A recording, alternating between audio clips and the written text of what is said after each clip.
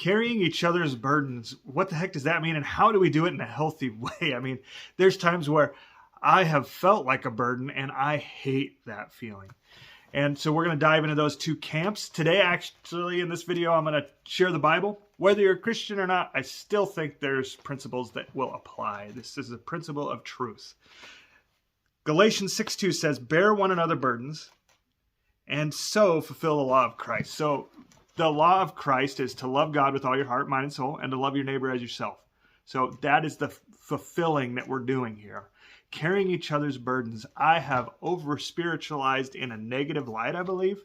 Maybe you have too, where I start doing things for others that they can do for themselves on a consistent basis. So in essence, I become what's called over-functioning. And it forces, when we are an over-functioner, it forces someone else to under-function. They don't do things for themselves they normally can do. You can see this a lot in parenting, honestly. But it can happen in other relationships as well.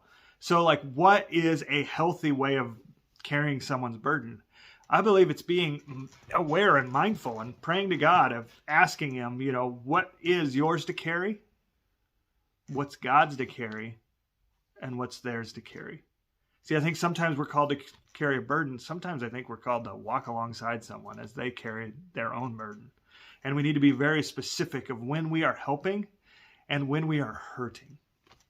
See, some of the ways in which I think we are to carry burdens of others is be a listening ear to someone in a time of need.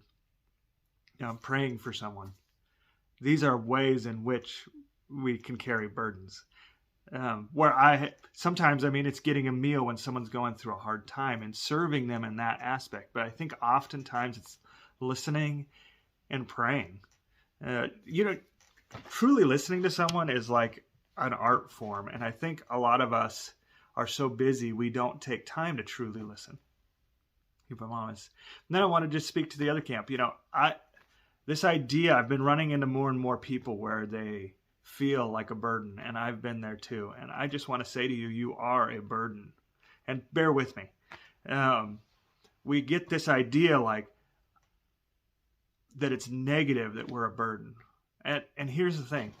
I think you are a burden, but you're a burden worth carrying. In fact, if you're not a burden, I can't fulfill the law of Christ.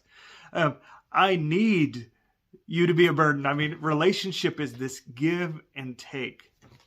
Where it gets unhealthy is where we don't have proper self-differentiation. And I think we can all fall into these traps. If you don't know what self-differentiation is, I'll have something in the description alone. But basically it just means, how can I stand on my own 2 feet and be comfortable in my own skin and be connected to you? The beautiful thing is I love when the Bible and science collide. That's my favorite thing. But you are a burden, but how do you care for yourself? How do you hold true and still be connected to someone? And I think that's knowing where I end and you begin.